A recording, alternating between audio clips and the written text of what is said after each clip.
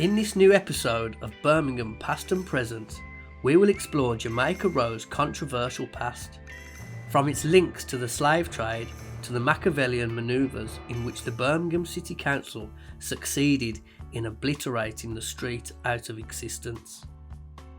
In this video, we will make old pictures tell their story. We will learn how one woman almost defeated the City Council's plan to bulldoze the Smithfield market. We will find out who gave orders for the fish market to be demolished with traders trapped inside the building, and amongst other things we will learn about a fire that put Jamaica Row on the map as a tourist attraction. This is the story of Jamaica Row. When in 1958 Phase 2 of the Inner Ring Road started to take shape from Queen's Drive to Cars Lane, the fish market, which was located in Bell Street, temporarily moved to the former rag market in Lower Smithfield in Jamaica Row. The move to the Lower Smithfield site from Bell Street began on Saturday afternoon, the 5th of July 1958, as soon as the fish market had closed. Throughout the weekend, workmen were transferring equipment, which included huge refrigerators, and were building huts for their stores and offices. On this group photo of the fish traders, dated the 7th of July 1958, you can barely see the fish porter Tommy Broughton. He was known on this particular day as the mayor of the fish market. While wearing a top hat and a chain of office, he was given the honour of opening the fish market, which he did by cutting a tape across the market's gate with a pair of shears. Originally, the wholesale fish merchants opposed moving from Bell Street to the rag market, but the Corporations Market and Fair Committee told them it was only for 3 years while a new fish market was being built on a site bounded by Lease Lane and Edgbaston Street. Once in Lower Smithfield, the wholesale fish traders found the accommodation suited their needs. They even signed a petition in 1959 to stay in the former rag market, stating that building a new fish market in Edgbaston Street would be a waste of taxpayers' money. The Markets Committee granted their wish and they were able to stay in the old rag market. With the centralisation of the fish trade in Moat Row, the Corporations Markets and Fairs Committee hoped it would help to ease traffic congestion in the market area. This market reshuffle came as a blow to the Smithfield's wholesale fruit and vegetable traders, who had occupied the adjoining Smithfield's Market building since 1883. They have been hoping for room to expand their businesses for years. In 1928, the corporation promised them possession of the rag market. After a long wait, they were offered the building in February 1958, but then the corporation changed their mind and gave the coveted site to the wholesale fish traders instead. Ouch. Before it became the premises of the wholesale fish market, Lower Smithfield was the site of the rag market since at least 1881. In the original rag market, which was held in the open in Moat Row, a handful of women used to stand just inside the market gates with a collection of barrows and prams stacked with second-hand clothes every Tuesday and Saturday from 1 p.m. This picture was taken on Saturday 17th of August 1957 outside of the Jamaica Row entrance to the Smithfield market. The rag market was in business there for the last time. The trade was to carry on its new home in St Martin's Toll Market, Edgbaston Street, from Tuesday 20th of August 1957 at 1 p.m. This reshuffling was part of a market reorganisation planned by the Birmingham Corporation in 1937, but World War II had held up the scheme. Shortly after 6 p.m. on Saturday, the 17th of August 1957, the tall wrought iron gates of the rag market closed for good. This time, the closure was later than usual because of the sheer number of people who strolled the gangways for a last look at the rag market. The rag market was the Midlands version of the famous Petticoat Lane in London. Its official name was the Smithfield Retail Market. Its name was affectionately shortened to the Rag Market by the regulars as an acknowledgement to the original purpose, which was the sale of second-hand clothes. At 5 a.m. on Good Friday Bank Holiday, 12th of April 1974, a demolition gang sent by the City Council arrived to the wholesale fish market with a giant excavator and smashed dozens of windows. Traders were already inside the market to start the day's business when it happened. There was a feeling that the demolition gang was in a great hurry. Everywhere was covered in dust and a lot of stock was ruined. The fish traders received no notice at all from the City Council about the demolition. The first part of the demolition work completely blocked Moat Row, blocking traders' access to the market. It was known that Smithfield Market was scheduled for demolition to make way for the new £15 million wholesale markets precinct. It was also known that demolition work tenders were due to close on April the 17th. However, the City Council decided to award the contract to a company called Doyle Contractors Birmingham Limited on April the 10th at a cost of £1,000. It seemed cheap, but as the Birmingham Post revealed at the time, the job only covered the demolition of the building's superstructure and not the floor slabs and foundations. The Birmingham Post also revealed that the City Council approved behind closed doors the payment of an additional £4,000 to the demolition contractors to knock the fish market down by midnight on Tuesday, April the 16th, 1974. The end of the bank holiday weekend when the market was empty. And again in secret, the City Council approved expenditure of a further £12,000 for contractors to demolish the fish market's floor slabs and foundations.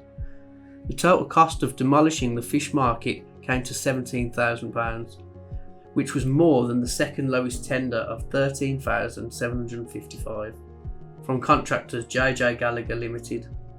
The reason the council rushed the whole operation was to beat 28-year-old conservationist Jenny Irvin-Smith in her bid to get the Smithfield Market listed as a historic building by the Department of the Environment. According to Councillor Clive Wilkinson, the then leader of the City Council, they were 6 months behind schedule for the construction of the new wholesale markets precinct, and they had to complete the new complex by April 1976 to qualify for the £1 million government grants and so save taxpayers' money. And Jenny Irvin-Smith, the conservationist, was in the way. Now, let's have a look at what Councillor Clive Wilkinson tried to and succeeded in demolishing. The photo of Jamaica Row dated 1897 shows the first extension to the Smithfield covered fruit and vegetable market, which took place 5 years earlier.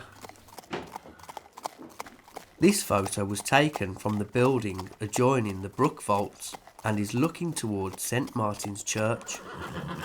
The tiny building on the right is the public lavatories for traders and customers. At the right of the picture is the open market shared between the market gardeners, the rag market traders and the cattle and horse dealers. The open market disappeared under the second and final market extension to the covered vegetable market. Next photo, taken on the 5th of June 1960 by Phyllis Niccolin, shows the top of Jamaica Row. On the left hand side are barrow boys selling fruits and vegetables, and on the extreme right hand side is St Martin's Hotel, which opened in December 1883.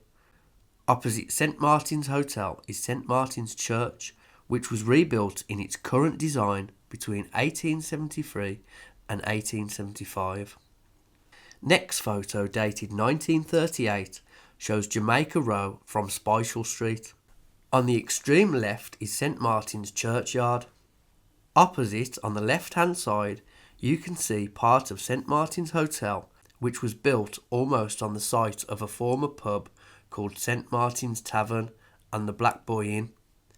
The primary title, St Martin's Tavern, was later dropped, and the Black Boy was a familiar name by which the pub was known.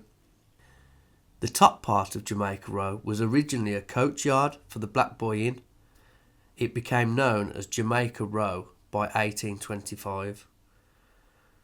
Over the door of the Black Boy Inn was a varnished signboard showing a West Indian boy, a reminiscence of the time when the West Indian trade in sugarcane, rum and bananas gave a livelihood to many Birmingham traders. The Black Boy was also the nickname given to King Charles II due to his black hair, dark eyes and olive complexion. This picture, dated 1948, is the exact same site as the 1938 photo.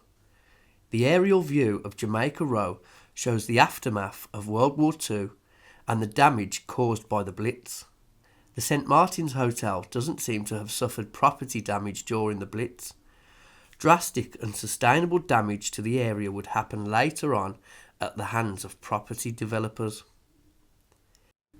The new Woolpack Hotel was opened on Monday, 24th of December 1883, and was soon renamed St Martin's Hotel. The old Woolpack Hotel was sold to the corporation in June 1881 for the sum of £7,400, and that's around £760,000 in today's money, and it was demolished in the same year. The corporation wanted to expand the Smithfield market at the rear, improve the street line in St Martin's Lane and increase the width of Jamaica Row. Construction of the corporation market buildings and the Woolpack Hotel started in March 1882. It was built to form a suitable front and entrance to the covered Smithfield vegetable market built at the rear. The building cost £20,000 to the taxpayers, and that's around £2 million in today's money. The impressive corporation market buildings and hotel was erected on the site of three pubs: the Old Woolpack Hotel at the Jamaica Row corner, the Swan with Two Necks at the Moat Lane corner, and lastly the Horseshoe Inn, which was built in the late 1420s as a residence of Eleanor, born Birmingham, and her husband Edmund Ferrers of Chatley, who for a time held the lordship of the Manor of Birmingham. The Horseshoes was likely the last residence of Edward Birmingham, the last lord of the Birmingham dynasty, when he died in 1538. Every building in the drawing, apart from the old Woolpack Inn, was demolished in 1859 to extend the Smithfield market and to widen the St Martin's Lane. The corporation market buildings and hotel was designed in the style of the English Renaissance of the Stuart period and was constructed of red brick with red terracotta dressings. At each end of the St Martin's Lane front were circular turrets with conical roofs embellished by ornamental gables, and in the centre was a gable with octagonal turret on each side. The main piers supporting the large archway were of stone, but the arch itself was constructed of terracotta and was fitted with massive wrought iron gates. The Jamaica Row front and about 1/3 of St Martin's Lane front were occupied by the new Woolpack Hotel, which stood as nearly as possible upon the same site as the old Woolpack Hotel. The hotel was entered from St Martin's Lane by a wide hall with a staircase which led to the upper floors. On the left of the entrance there was a spacious smoking room, and on the right a large bar, 18 foot wide by 36 foot long, with an entrance at the Jamaica Row corner of the building. The other end of the Jamaica Row front was occupied by a large luncheon and dining room, 39 foot by 23 feet, and in which there was a bar extending the length of the room. There was a serving room adjacent with lifts communicating with the kitchens. The Jamaica Row front of the Corporation Markets building had two entrances communicating respectively with the dining rooms and the bar. In the centre of the building on the ground floor there was a manager's office with windows and doors overlooking the liquor vaults, bar, hotel entrance and staircases. In the basement there was a large luncheon bar and a grill room 39 foot in length by 34 feet in breadth, entered by a staircase leading down from the doorway at the extreme end of the Jamaica Row front. This room extended under the footpath in Jamaica Row and under a portion of the Smithfield Market. The luncheon bar and grill room included serving room with lift connected to the kitchens. The remainder of the basement of the hotel was occupied by wine and beer vaults, as well as a coal store. On the first floor and fronting to Jamaica Row, there was another fine dining room measuring 24 foot by 43 foot, with serving room and lifts. It was reached from the central Jamaica Row entrance by a broad staircase and a commodious landing. The remainder of the first floor was occupied by a coffee room, 28 foot long by 18 foot wide, and a commercial room, both fronting into St Martin's Lane. The kitchen and the pantries of the hotel were on the fourth floor and were both spacious and lofty. On the remaining floors there were 36 bed and sitting rooms, as well as bathrooms and other conveniences. On the left of the large entrance to the markets were placed the market superintendent's office, which had a staircase communicating with his house on a portion of the first and second floors. The remaining portions of the St Martin's Lane front was occupied by large shops with showrooms on the first floor and well-lit basements extending underneath the footpath. The portion of the building which faced Moat Lane was used as a coffee house and had a large entrance hall and a staircase leading to all upper floors. It included a large shop and a coffee bar on the ground floor.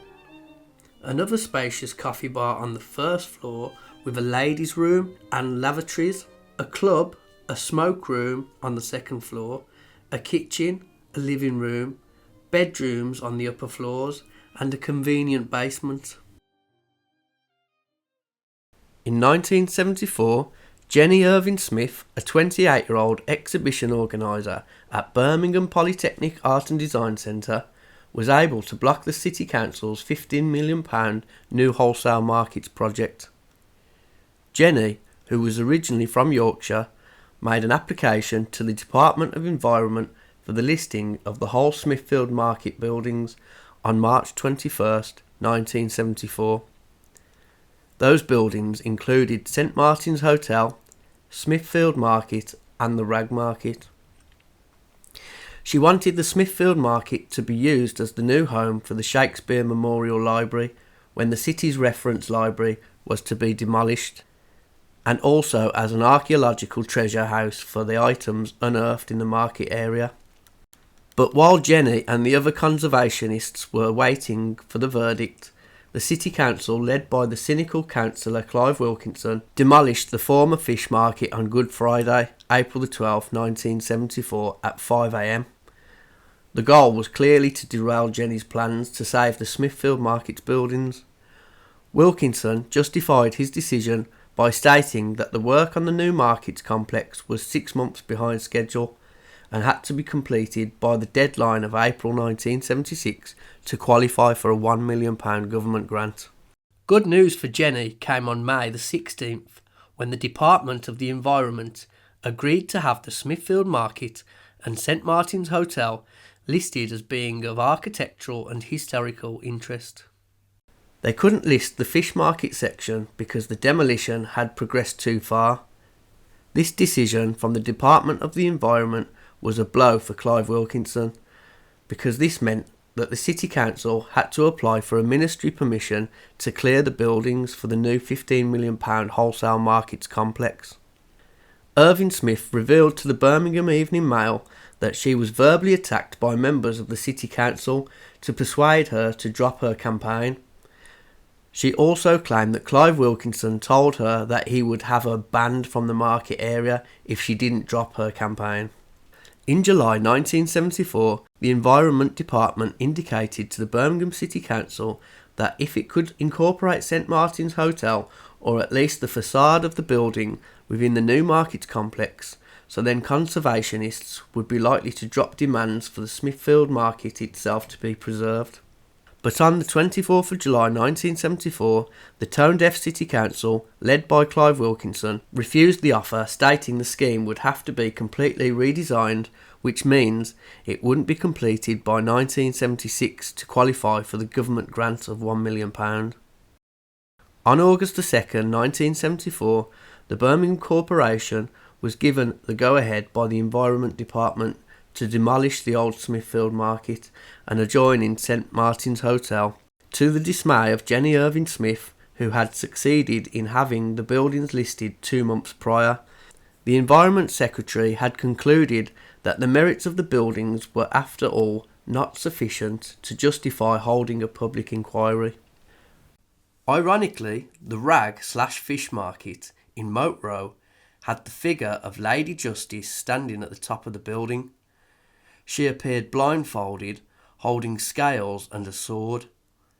These symbols represent impartiality, fairness, and the authority of justice.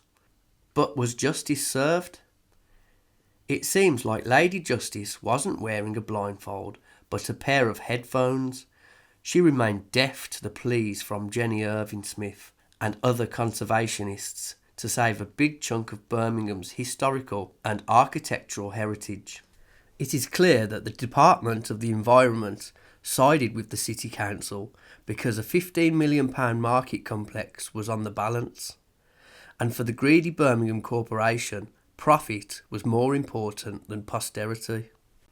The price that Birmingham had to pay for achieving ever-changing progress is the loss of character, and that character is always based on old buildings.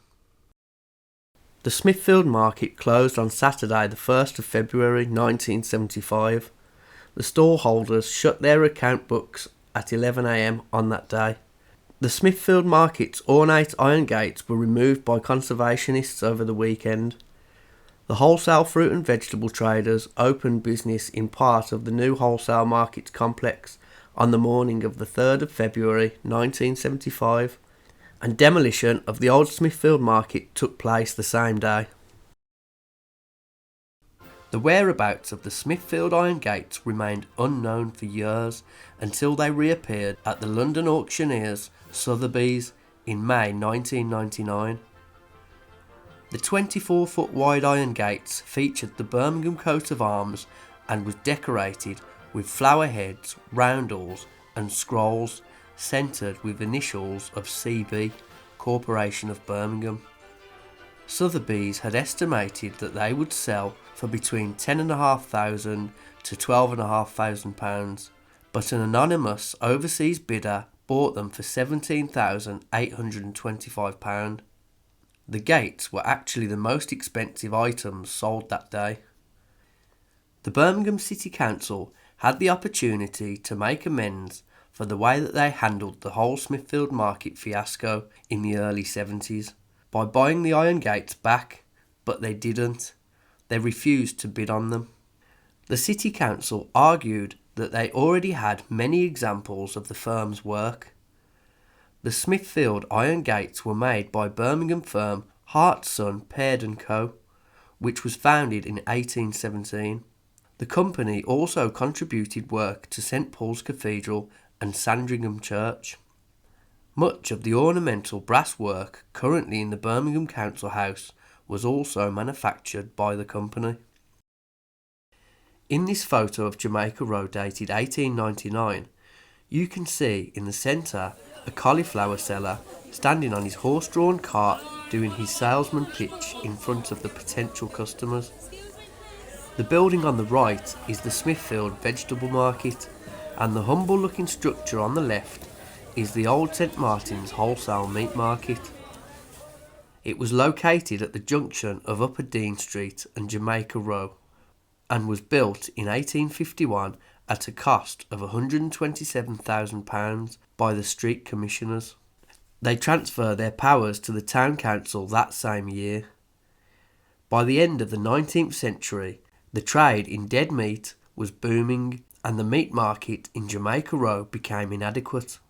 It was described as dingy, dirty, dark, repulsive and small, so that proper ventilation was impossible, and its principal front was towards a narrow and busy street, where the traffic was overcrowded by vehicles, passengers, and the burgeoning activity from the vegetable market opposite. The dark band around the walls was grease from the butchers leaning against the building. Birmingham needed a new and spacious meat market with state-of-the-art amenities, one at least 5 times the size of the Jamaica Row meat market. The building had to be well lit, thoroughly ventilated, and roomy enough to have the abattoirs next door. Inside the building, the meat had to be easily accessible for inspection and had to be easily carried out to the Smithfield market, because at the Jamaica Row market, the meat was being carried on the backs of slaughterhouse attendants. At first, it was proposed to build a new meat market on the open space, then occupied by the Smithfield cattle market, but this plan was abandoned because it would have meant sacrificing an open ground. Also, this prevented any extension of the growing vegetable market. The perfect site was found in Bradford Street. The meat market was relocated there in October 1897, and the old St Martin's meat market in Jamaica Row was converted into retail until closure in 1938. The old St Martin's meat market was demolished in 1939 to make way for the St Martin's toll market, which is partially shown in this photo dated the 20th of January 1958. Construction started in 1938 on the site bounded by Jamaica Row, Upper Dean Street, Gloucester Street and Edgbaston Street. It was built to accommodate the market gardeners and the rag market traders located in Lower Smithfield, but World War II held the scheme for a time. Construction resumed in 1954 and the building was completed in 1957. The following photos were immortalised by photographer Mike G in about 1970, before Jamaica Row was obliterated out of existence. The original Jamaica Row extended from Upper Dean Street to Bromsgrove Street, and it was cut in the early 1770s at the same time as Moat Row. The buildings shown here were rebuilt in the late 19th century on the site of old Georgian cottages. The Smithfield Arms and the Brook Vaults were 2 popular pubs in the market area. The Brook Vaults, formerly known as the Criterion, was built in 1884 by architects James and Lister Lee. It was described by the Caterer and Hotel Proprietors Gazette as a building second to none for beauty of design and elaborate decoration. The Brooks Vault was the only pub in the market area with a 6-day licence. It might have been a form of compensation because there was a bar at the back opening onto Market Street, which was licensed to open early in the morning for the sale of rum and coffee to market workers. It was a planked walled bar with the name Criterion Vaults on the glass of the door, but was no longer in use. The seating was unusual in the Brooks Vaults. There was a long leather bench divided by arms into individual seats. They were called the King and Queen seats. The ashtrays bore portraits of theatrical beauties of yesteryears and was engraved round the side. One had a portrait of Dorothy Ward with Babes in the Wood, Prince of Wales Theatre engraved in it. The Brooks Vaults was a popular pub with the old Barrow boys. Every morning there was a race for the best remaining positions after the plum places had been drowned by ballot. This was done off a sorting yard off Gloucester Street. A purposeful police sergeant would stride in, followed by a constable, and the cloth-capped hawkers would gather around a handcart. Calling for order, the sergeant would draw numbered discs from a bag, shouting them out as if it was bingo. The numbers corresponded with the Barrow boys' licence numbers. The first one called got the best position on the corner of Bell Street, while another 29 followed in order downhill in Special Street to the least lucrative pitch on the Edgbaston Street corner. There was then a wild stampede for another 40 places in Jamaica Row. These were the days of old Charlie Morgan, little Jimmy Phillips, Jack Orme, Billy Connor, the Mosleys and the Chapmans, all great market characters. This photo, dated 1960, shows the scene of a typical market day in Jamaica Row. Lorries and cars jammed end to end, crates piled high on pavements, and handcarts being clattered over streets that were initially designed for horse and carts. At number 49 Jamaica Row was William Daniel and Son, fruit, vegetable and meat wholesalers.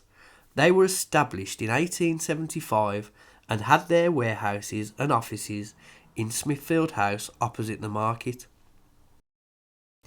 This photo shows the building adjoining the Brook Vaults.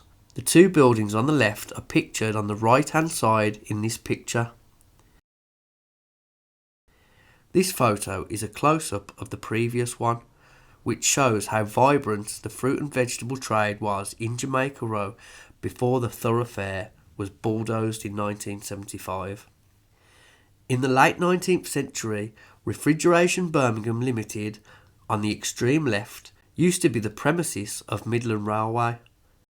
In this next photo of Jamaica Row, dated 1895 and taken from the open market in Lower Smithfield, Midland Railway is the building on the extreme right hand side, and on the left hand side is Midland Bank Limited.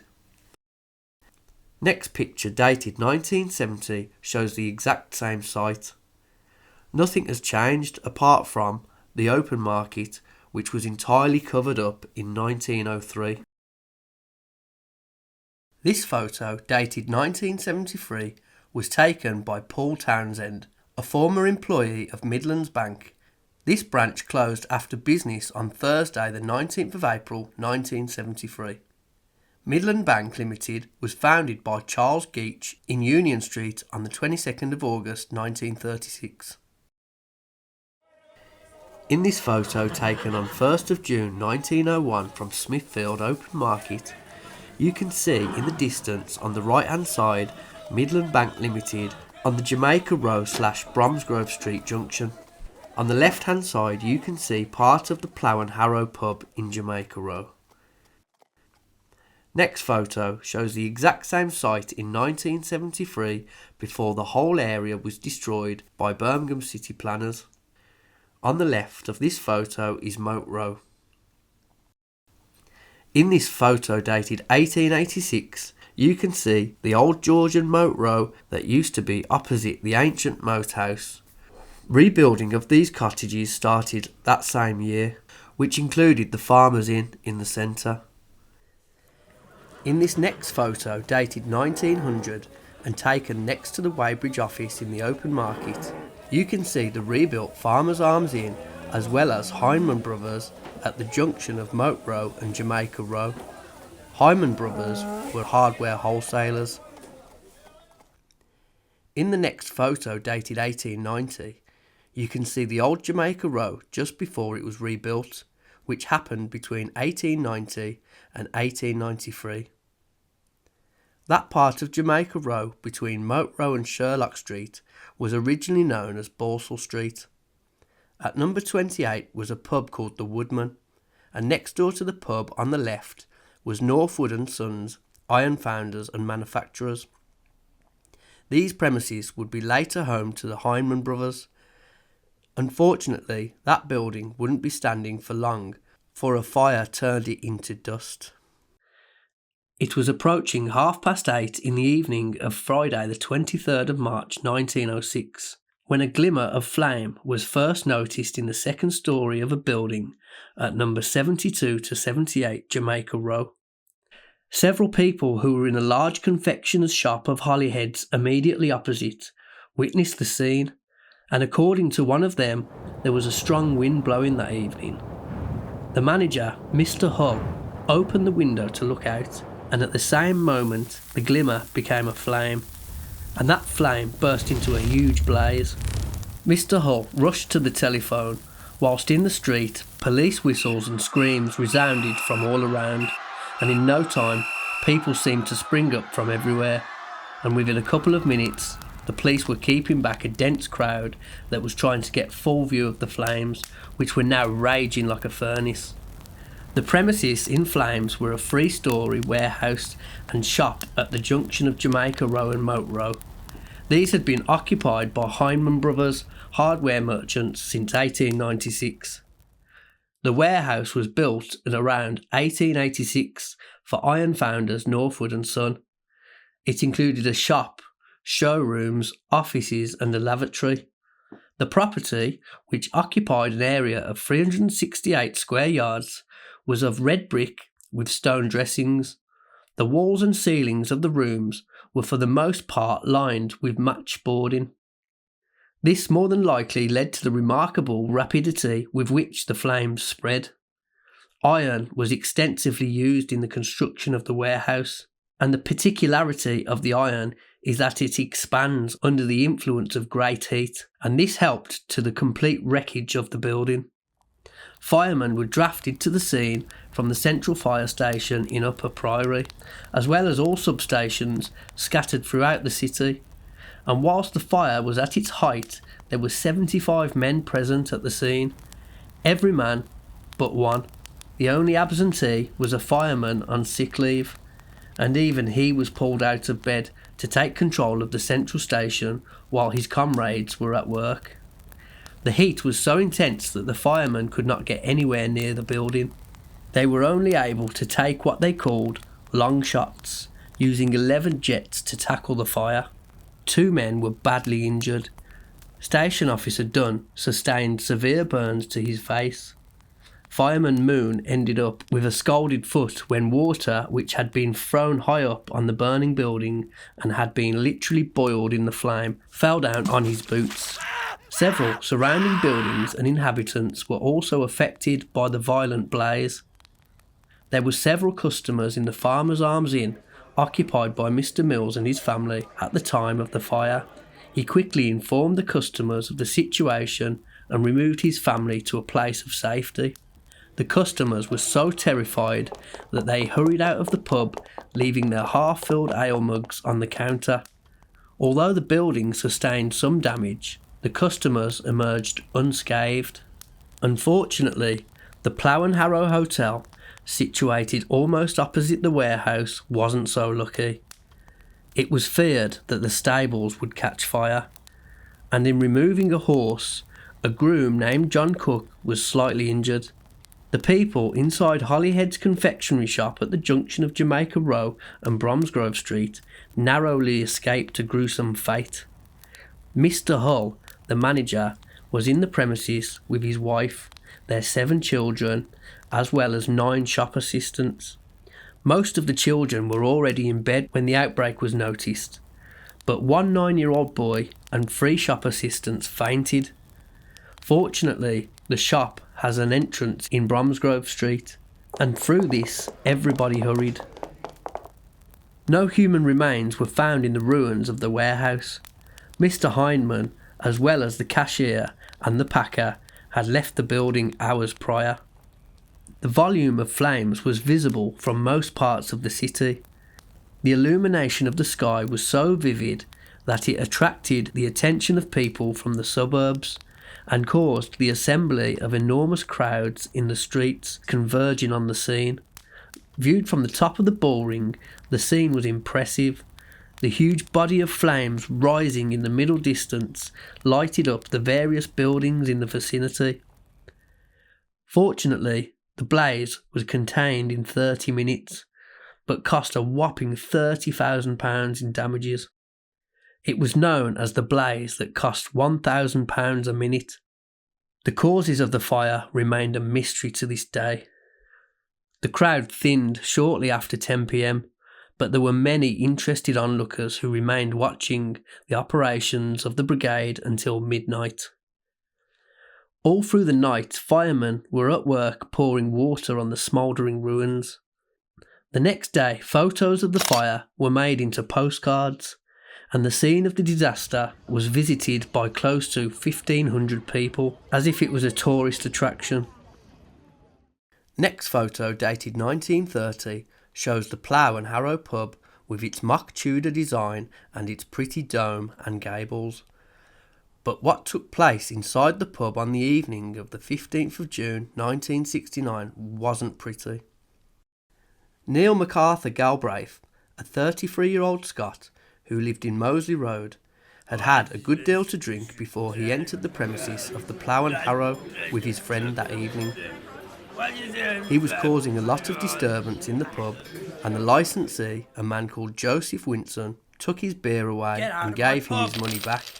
When Galbraith and his friend left the pub, Winson followed them with an Alsatian dog.